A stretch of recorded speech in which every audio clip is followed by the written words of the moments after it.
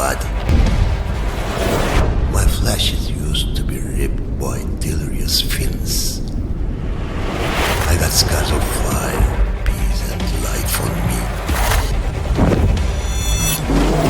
I am devotion. Only courage can be my fellow. Atış izni alındı. Atış izni alındı. Atış etkilendirme yapıldı.